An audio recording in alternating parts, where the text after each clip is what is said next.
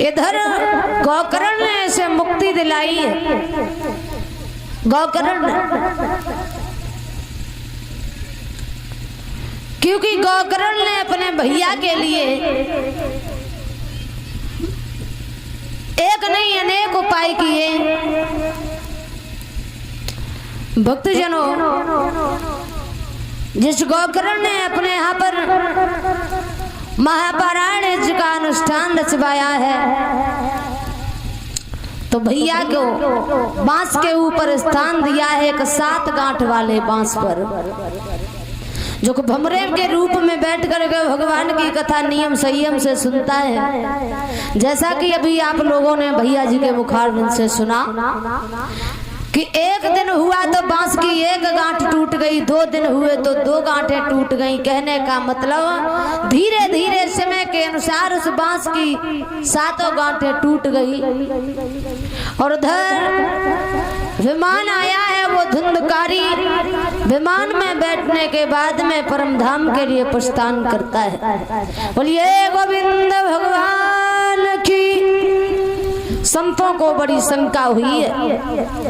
महात्माओं ने कहा है, नाथ हमें ये बताओ, कथा ये दुष्ट धुंधकारी ने भी सुनी और कथा तो मैंने भी सुनी है, लेकिन ये विमान में बैठ करके परम धाम को गया है। महाराज, हमें विमान में बैठने को क्यों नहीं मिला?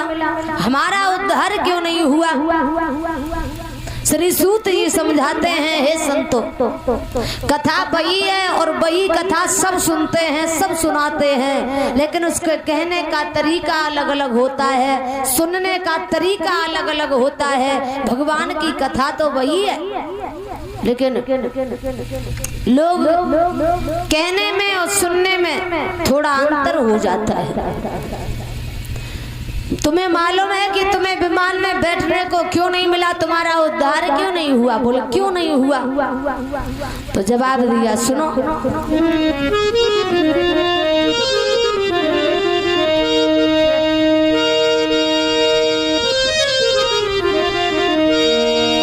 श्रोता सब श्रोता रूप नहीं, और कुछ सोते और सरोते हैं, और इसलिए कथा सुनने के भी फल नहीं एक से मिलते हैं।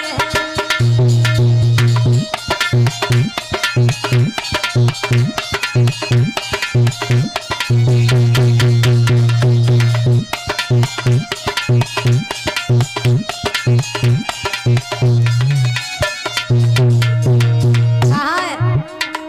कथा सुनने का तरीका अलग अलग है। श्रोता सब श्रोता रूप नहीं, कुछ सोते और सरोते हैं, इसलिए कथा सुनने के भी फल नहीं एक से मिलते हैं।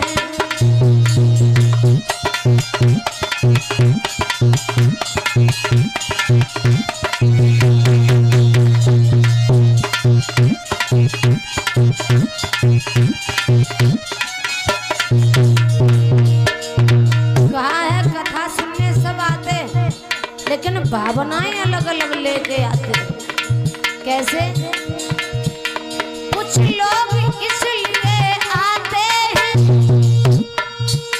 देखिए शास्त्री जी कैसे हैं। कुछ लोग चले घर से, सोचत जा रहे पता नहीं बेई वाले कथावाचक आए हैं कि कोई और आए हैं, चलो देखे आए। कुछ लोग त्यागत चलो पंडाल में देखिए चीवटा मास्टर कैसे आए।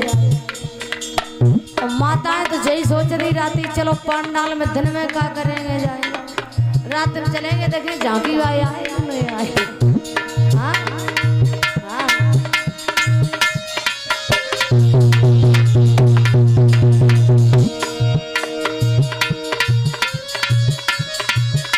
कुछ लोग इसलिए आते हैं, देखिए शास्त्री जी कैसे हैं। कुछ लोग इसलिए आते हैं,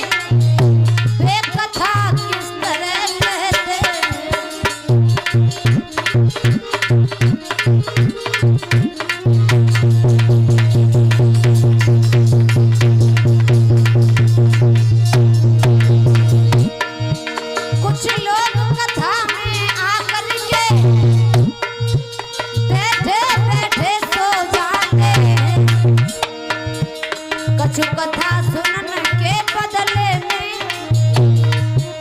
जूता चप्पल ले जाते।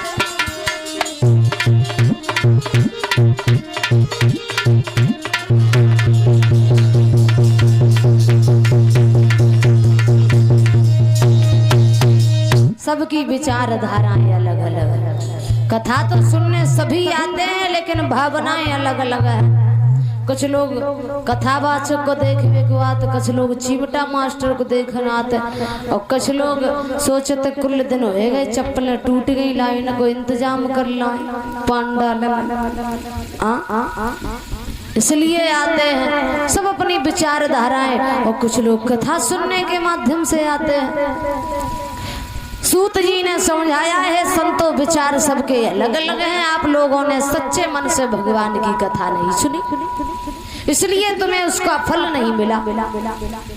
भगवान की कथा के सुनने के भी नियम होते हैं। बोले नियम कौन से होते? महाराज जवाब दिया नियम ये होते हैं भगवान की कथा में जाकर के बातचीत नहीं करनी चाहिए। भगवान की कथा कभी खड़े होकर के नहीं सुननी चाहिए।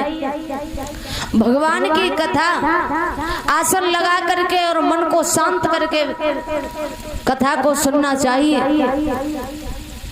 भगवान की कथा में जाकर के कभी छोटा बड़ा जात पात नहीं मानना चाहिए। दरबार है भगवान का, वहां पर सब एक समान है।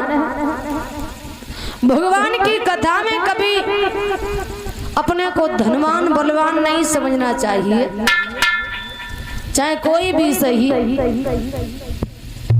वहां पर सब एक समान हुआ करते हैं। भक्तजनों, इधर संतों की शंका को दूर किया है श्री सूत जी ने समझाया है महात्माओं आप चिंता नहीं करो। अब आइए इधर थोड़े ही समय में देखें भक्तजनों,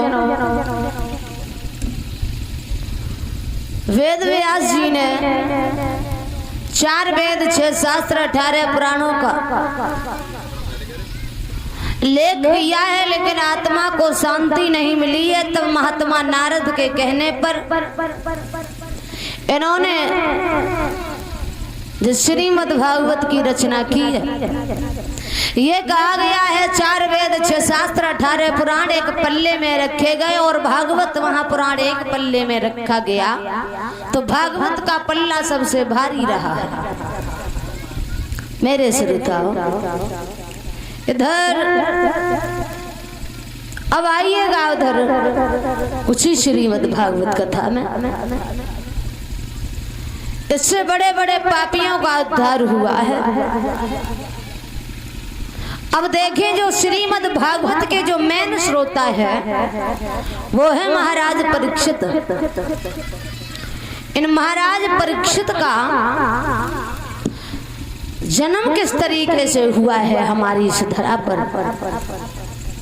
महाराज परीक्षित किस तरीके से आए हैं? मैया उत्तरा की कोख से जिनका जन्म होता है। और माफ करना बात यह है विद्वानों ने जैसा भी लिखा है और वैसा ही हम लोग सुनाते हैं, कहते हैं। ये कहा जाता है कि भारत में एक बहुत ही विशाल युद्ध हुआ था जिसे महाभारत के नाम से जाना गया, जिसमें हजारों माताओं की गोदियां खाली हो गईं। वो महाभारत का युद्ध एक जरा सी बात के ऊपर हुआ है। ये कहा भक्तजनों, माता सत्यवती जो थी इनके घर में कोई संतान नहीं थी, तो सत्यवती बड़ी दुखी हुई है। एक दिन बैठी बैठी सोच रही थी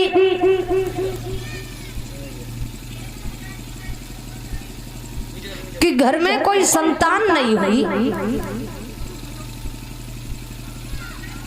तो वो माता सत्यवती ने विचार किया है अब क्या किया जाए। तो वेद व्यास जी ने कहा है अगर हमारे सामने से तुम्हारी पत्नियां निर्वस्त्र होकर के निकल आए पुत्र वधू, तो तुम्हारे घर में संतान अवश्य हो जाएगी। वेद व्यास जी को आंगन में जब बुलाया गया है तो प्रथम बार नंबर अंबा का आया है। अंबा ने कहा भला किस तरीके से मैं सामने से होकर के निकलूंगी, क्या किया जाए? तो अंबा ने अपने नेत्रों से पट्टी बांध ली और वो सामने से होकर के निकल गई। तो इन अंबा से उन धृतराष्ट्र जी का जन्म होता है जो जन्म से अंधे बताए गए। उसके बाद में अंबालिका का नंबर आया है तो अंबालिका ने अपने शरीर पर मिट्टी को लपेट लिया, मिट्टी पोता को लपेट करके निकली है। तो बताया है जिनसे महाराज पांडु का जन्म होता है। इनकी जो एक दासी थी वो दासी बातचीत करती हुई निकली। ऐसा भी कहीं होता है निर्वस्त्र अवस्था में एक महात्मा के सामने से निकालने, ऐसा भी कहीं अनर्थ होता है। तो बातचीत करती हुई निकली है जिनसे चाचा विदुर जी का जन्म होता है। अब कहा है धृतराष्ट्र और महाराज पांडु का विवाह भी हुआ है। पांडु की दो पत्नियां थी, कुंती और माद्री। और धृतराष्ट्र का विवाह जो है गांधारी के साथ में हुआ। समय के आधार पर गांधारी के 100 पुत्र हुए हैं और महाराज पांडु के यहाँ पर 5 पुत्र हुए हैं, 5। और जब 5 पुत्र हुए तब अर्जुन, भीम, युधिष्ठिर और नकुल और सहदेव, ये 5 पुत्र हुए हैं। गांधारी के जो 100 पुत्र थे ना, तो उसमें जो सबसे बड़ा था युधिष्ठिर। ये बेनीत के साथ में राज्य को चलाता था, लेकिन श्रोता इसने पांडवों का भी राज्य हड़प लिया और जिन पांडवों को वहां से निकाल दिया, इन्हें जाकर के पांडवों को सब निकाल दिया है। अब हस्तिनापुर का राजा ये दुर्योधन बन गया है। वेनीत से राज्य चलाता है। तो भगवान ने एक दिन विचार किया, काफी दिन हो गए हैं, काफी दिन हो गए हैं, अब क्या किया जाए? इस तरीके से दुर्योधन अब समझेगा नहीं। अब तो भक्त जनों, एक दिल की बात है। उधर दुर्योधन ने विचार किया है, लाओ हम जाकर के पांडवों को देखें कि किस तरीके से रह रहे हैं। और उधर पांडवों ने जो खाली जगह इन्हें दी थी, वहां पर पांडवों ने एक बहुत सुंदर महल बनाया है। सुंदर सा महल बनाया और वहां पर दुर्योधन गया। उस जगह की क्या तारीफ की जाए, जहां पर जल था वहां थल दिखाई देता था, जहां थल था वहां जल दिखाई देता था। दुर्योधन जब गया है तो पैर फिसल गया, गड्ढे में गिर गया और द्रौपदी अटा पर खड़ी थी तो हंसने लगी है और जवाब दिया है, तुम्हारी कमी नहीं है। बात यह है अंधे के अंधे ही पैदा होते हैं, कभी आंखों वाले नहीं।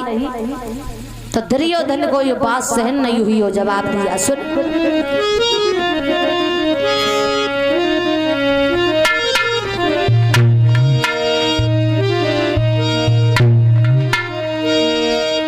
कि तूने मेरी हंसी उड़ाई है और इसका तू नतीजा पाएगी।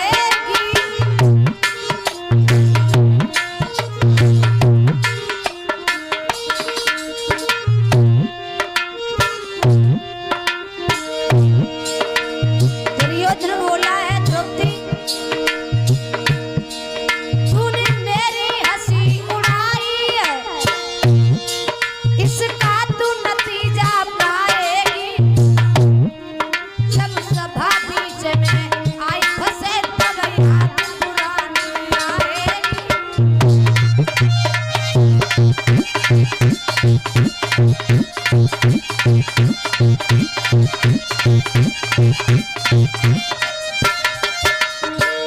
और कहा अब तुझको बस में करना ही है आठों धाम ये काम मेरा, कोई सभा बीच नहीं नगिन करो तो दुर्योधन नहीं नाम मेरा।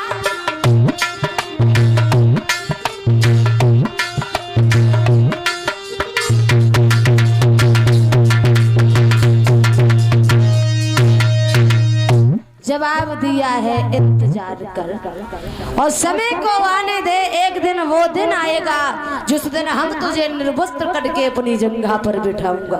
अगर ऐसा न कर पाया तो मेरा नाम भी दुर्योधन नहीं। और चला गया उधर दुर्योधन चला है, बड़ा ही दुखी हुआ। मामा शकुनी से जाकर के कहा है कि हे मामा, तुम्हें मालूम होना चाहिए अब मैं जीना नहीं चाहता, क्योंकि समाज में स्त्रियां मेरा अपमान करती हैं और स्त्री अपमान कर दे, अब मैं समाज में जीना नहीं चाहता। शकुनी ने जवाब दिया, परेशान क्यों हो रहे हो, आप चिंता नहीं करो। अब तो उसी समय भक्तजनों शकुनी ने कहा, भांजे आप चिंता नहीं करो, पांडवों को बुला करके जुआ का खेल खिलाया जाए और जुआ के खेल में इनका धन हड़प लो। और यहाँ तक बताया कि मैया कुंती द्रौपदी को भी जीत लो, फिर ये पांडव भला कर ही क्या सकते हैं। ऐसा ही किया, पांडवों को बुलाया गया। बातों ही बातों में शकुनी ने फंसा लिया है और कहा, भांजे मन में ऐसा आता है कि कुछ खेल खेले। खेल कौन सा है? बोले झूठ मूठ का जुआ, जुआ खेलेंगे। धर्मराज ने कहा, माफ करना, जुआ खेलना तो ये महापाप होता है, हम ये खेल नहीं खेलेंगे। भीम कहने लगे, किसी बात से कमजोर नहीं है, आप सचमुच जुआ खेलो, हम खेलने को तैयार हैं। बोले ठीक है, ठीक है। अब तो जुआ खेलने का नंबर जब आया भैया, धीरे धीरे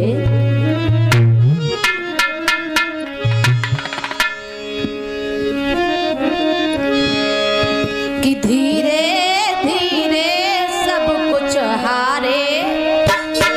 और हारे सब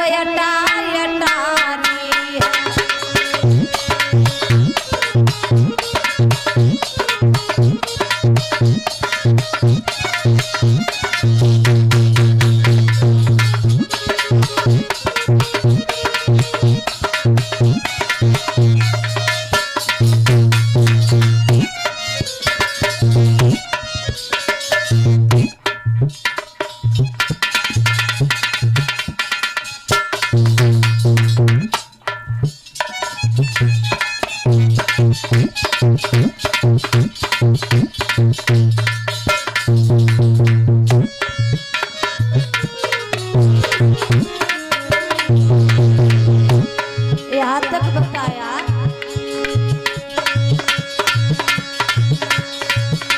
धीरे धीरे सब कुछ हारे सब अटारी है और राजपाट सब ही हारे, हारे द्रौपदी सी नारी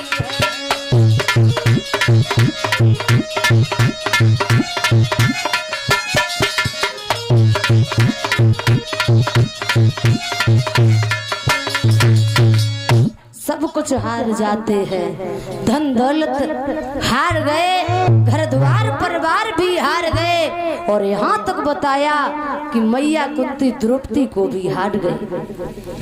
अब तो भक्त जनों बड़े ही दुखी हुए।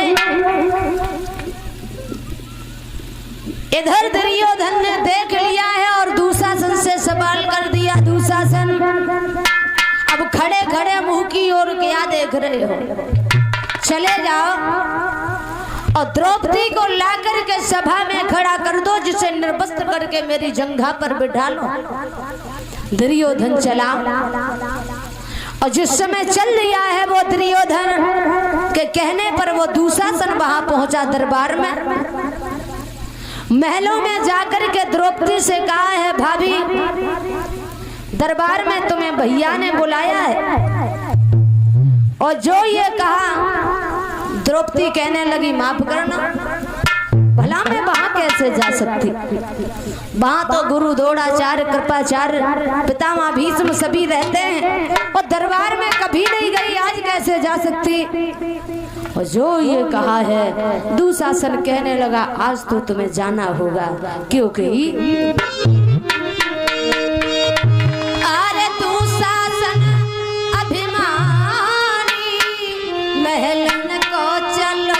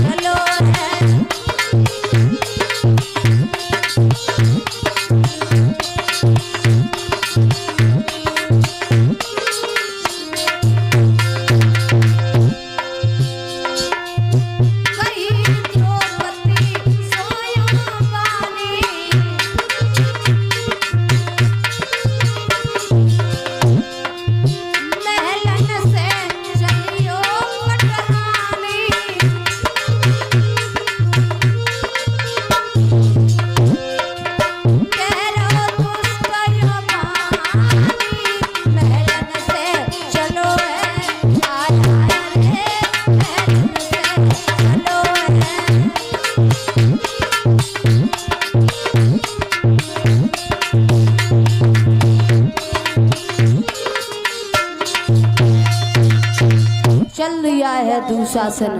और द्रौपदी मना भी करती रही, केस पकड़ कर सभा में खड़ा कर दिया है जाकर के।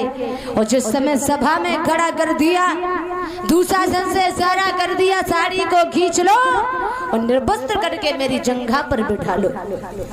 और जो ये कहा है, अब तो भक्त जनों उसी समय पर आज मैया द्रौपदी चारों तरफ देखती है, कोई द्रौपदी की मदद करने वाला नहीं है। इधर एक भी पेश नहीं गई। अंत में द्रौपदी ने भगवान को बुलाया, आवाज लगाई है कृपा निधान दीनों के दयाला, अब तुम्हारे अलावा मेरा यहाँ कोई नहीं है। और भगवान से करुण क्रंदन करती है, कहती है कन्हैया, जिस पत्नी का एक पति होता है, उस पत्नी के ऊपर को अगर कोई हमला करता है तो वो पति उसकी रक्षा करता है। और हमारे एक नहीं बल्कि 5-5 पति हैं, आज कोई हमारी रक्षा करने वाला नहीं है, कोई मदद करने वाला नहीं है। अब तो भैया द्रौपदी जब रोई,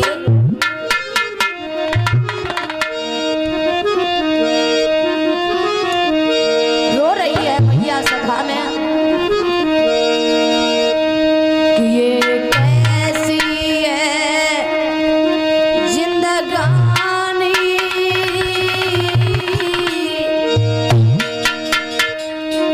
करी रो दुश्मन मन मानी, ये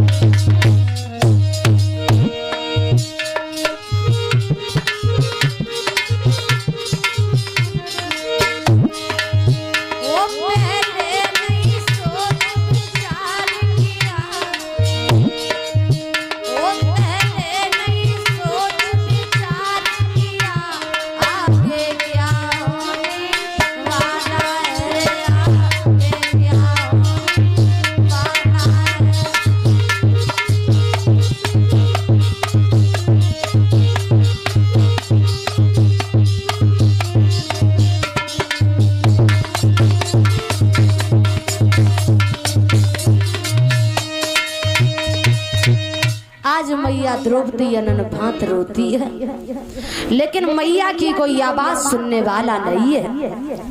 भक्तजनों, अंत में हाथ में जिस समय साड़ी का फंदा लगाया, दोनों हाथ जोड़ के कहती है, कन्हैया हम तो नगिनी पैदा हुए थे और नगिन हो भी जाएंगे तो कोई परेशानी नहीं, लेकिन मुझे मालूम है कि दुनिया वाले लोग तेरा नाम लेना छोड़ देंगे, तेरा कोई नाम नहीं लेगा। भक्तजनों, द्रौपदी बोली, श्याम सुंदर आओ या ना आओ, लेकिन एक दिन की याद करो, जिस दिन तुम्हारी उंगली कट गई थी उस दिन तुम्हारी हजारों रानियां पट्टी लेने को भागी थी, लेकिन नाथ मैंने कीमती साड़ी को फाड़ करके तुम्हारी उंगली को बांधा था। अरे उस दिन का तो बदला दे जाओ। भगवान को वो बात सहन नहीं हुई और आज भगवान नंगे पैरों भागे हैं, लेकिन श्याम सुंदर जब वहां से भागे, भक्तजनों जाकर के द्रौपदी के चीर पर तन मन बल लगाना प्रारंभ कर दिया। मैया द्रौपदी सभा में खड़ी खड़ी देख रही है। सुबह से दोपहर हो गया, दोपहर से शाम हो गई, चीर का ढेर लग गया, लेकिन मैया द्रौपदी को आज दुशासन ने निर्वस्त्र नहीं कर पाया। भुजाएं थक गई, जमीन पर गिर गया। कौरवों ने देखा है, सब कौरव भाग गए। आज भगवान ने मैया द्रौपदी को निर्वस्त्र नहीं होने दिया, सभा में लाज बचाई। पांडव देख रहे हैं, आज विचार करते हैं कि आज भी भगवान ने मेरी मदद की है, आज भी कन्हैया ने मेरी मदद की है। इधर श्रोताओं धीरे धीरे समय व्यतीत हुआ, फिर विचार किया है अब क्या किया जाए। उधर में अब तो भगवान ने विचार किया इस तरीके से काम नहीं चलेगा। भगवान जो थे वो शांति दूत बनकर के दुर्योधन के पास में गए और जवाब दिया है, दुर्योधन 5 गांव पांडवों को दे दो जिससे वो गुजारा करते रहे। दुर्योधन कहने लगा, महाराज वो तो 5 गांव की बात है, बिना युद्ध के मैं एक सुई के नोक के बराबर भी नहीं जा सकता। भगवान बोले, अगर ऐसा नहीं कर सकते तो फिर युद्ध के लिए तैयार हो जाओ। काठी का वक्त जरा धीरे धीरे समय जब व्यतीत होने लगा, भगवान ने कह दिया है, हे दुर्योधन, एक तरफ हम रहेंगे और एक तरफ हमारी 18 अक्षौड़ी सेना रहेगी। अब तुम ये बताओ कि तुम किसे लेना चाहते हो। अगर हमें लोगे तो मैं अस्त्र नहीं उठाऊंगा। दुर्योधन समझ गया, जब तुम हथियार नहीं उठाओगे तो बिना काम के हम तुम्हारा करेंगे क्या। जवाब दिया, महाराज हमें सेना से मतलब है, तुमसे कोई मतलब नहीं है। पांडवों ने कहा है, हे नाथ आप हमारी तरफ रहो। भगवान ने कहा है कि मैं किसी लायक नहीं हूं, लेकिन दुर्योधन ने कह दिया, इधर मेरे भैया हुआ ये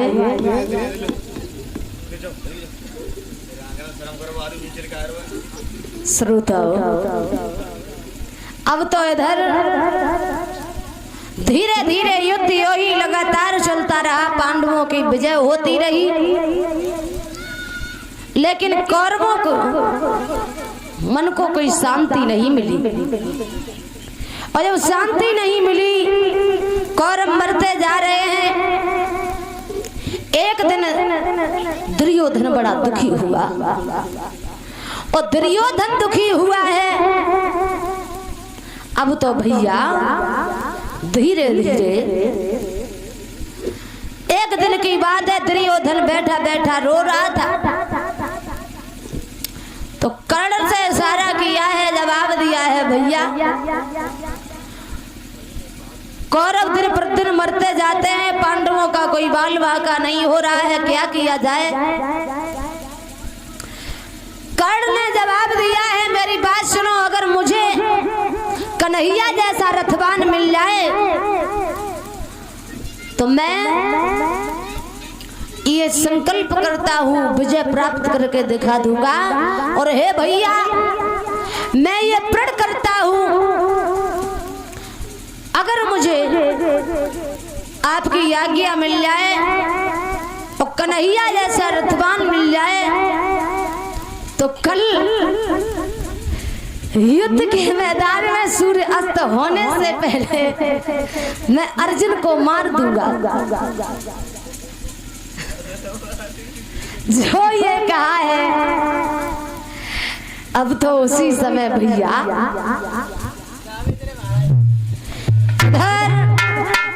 ये बात जब भगवान को मालूम हुई है तो भगवान को चैन नहीं आया।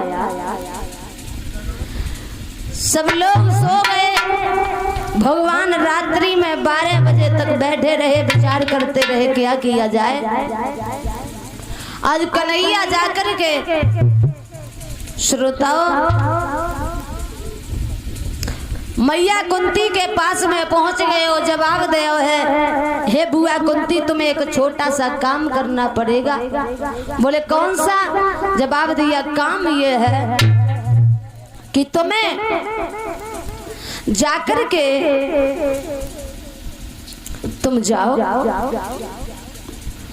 और वहां जाकर के जो कर्ण के पास में 5 बाण है उन बाणों को लेकर के आओ। तो कुंती ने साफ मना कर दिया, हे कन्हैया मैं नहीं जा सकती। भगवान बोले तुम्हें जाना होगा। आज मजबूर हो गई मैया कुंती और मजबूर होने के बाद में वहां से चली है।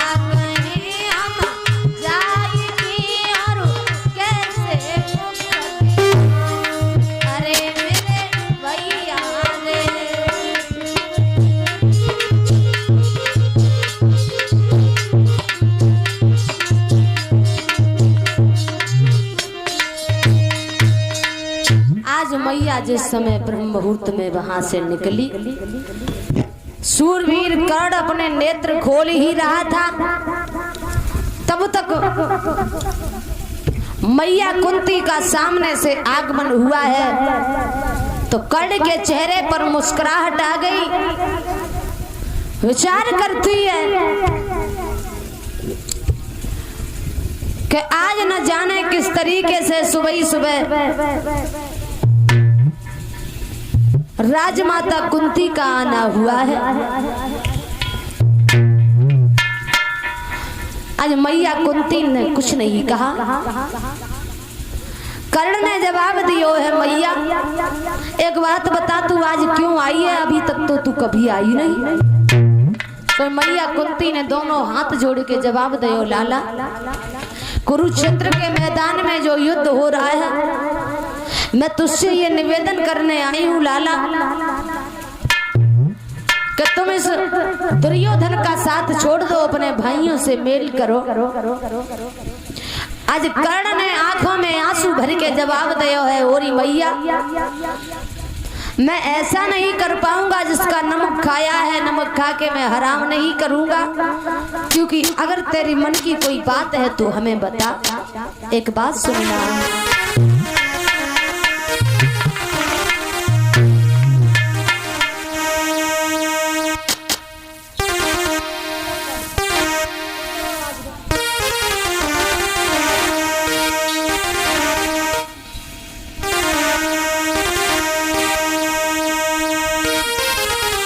और कर्ण ने कहा है कि हे माँ, मेरा तुझसे एक निवेदन है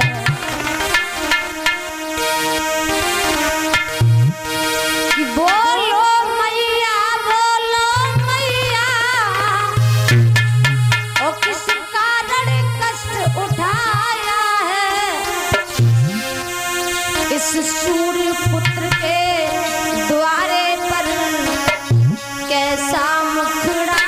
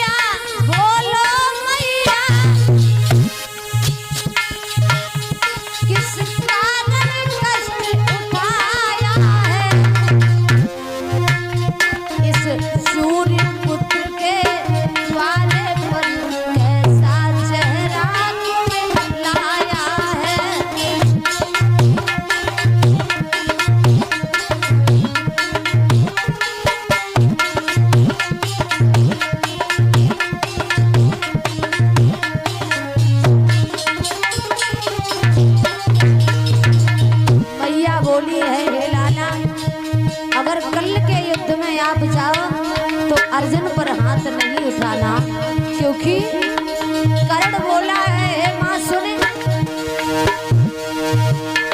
मेरे हाथों भारत के सिवा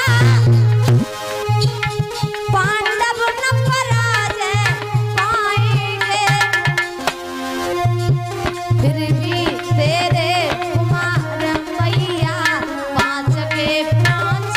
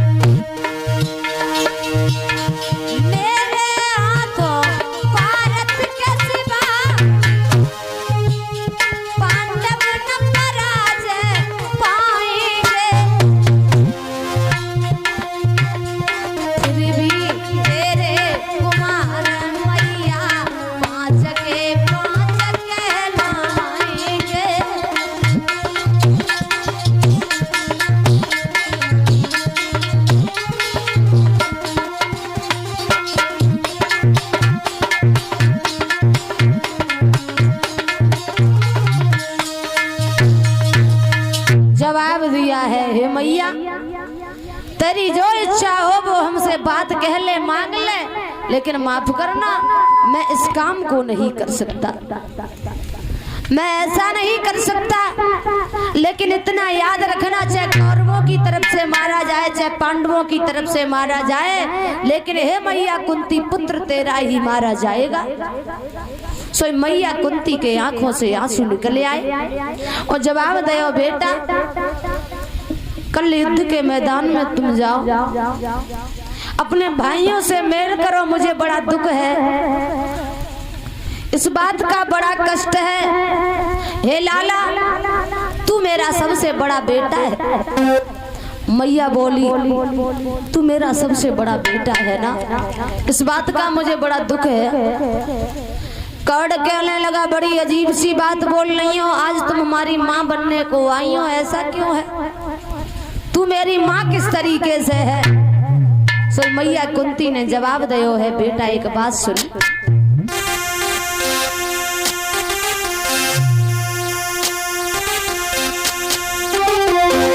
अरे कुंती अति बबुला को अति प्यारी,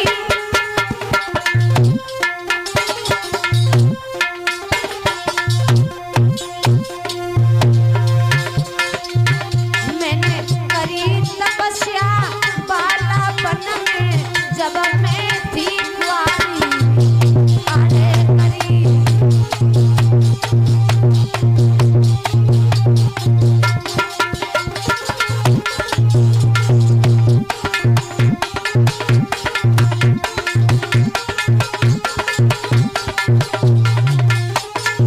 और सुनिए,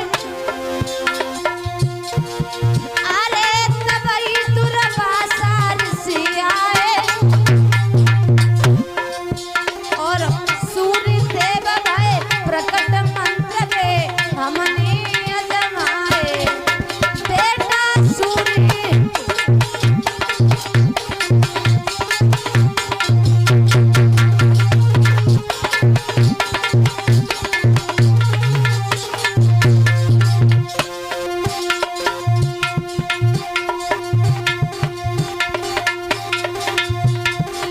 वचन कुंती ने फरमाए,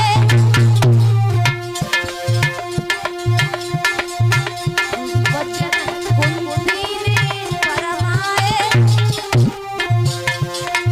कर्ण तीर के सम्मुख मैया अरे कर्ण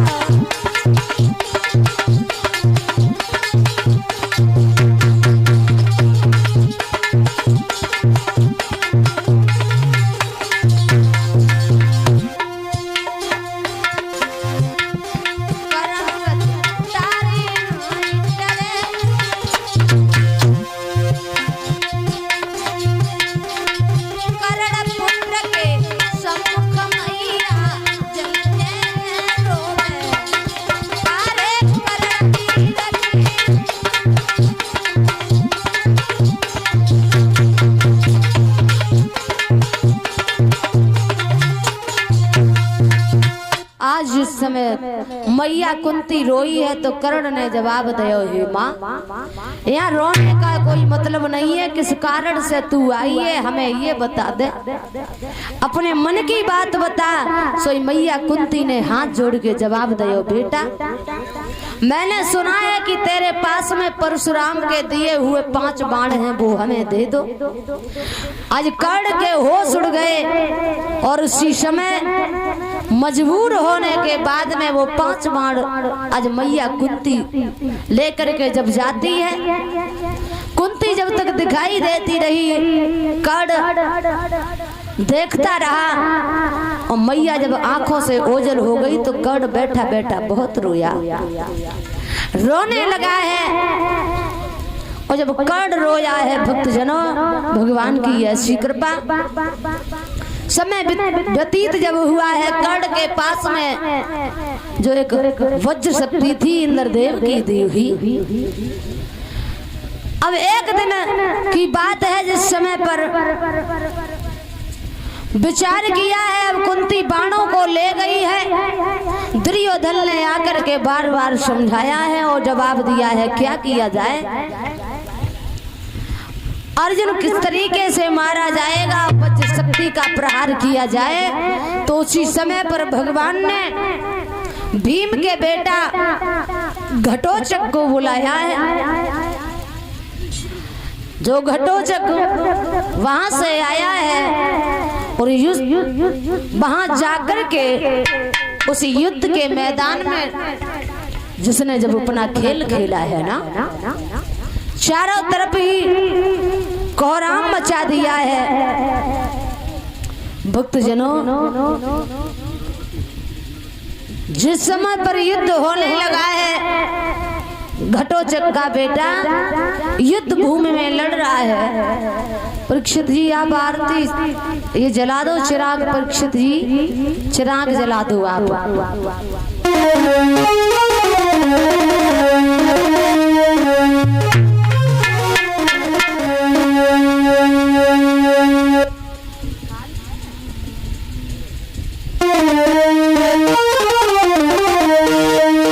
जिया छोले लगली बाण जले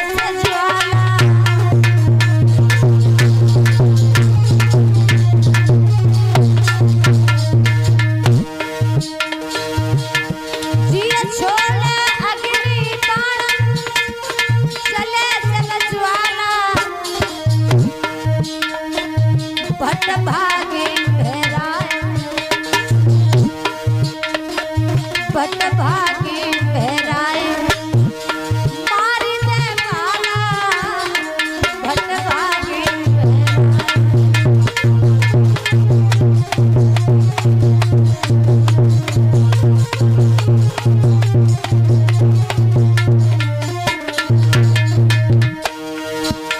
महाराज जमा करे अग्नि दे बेटा ऐसो जोहर करो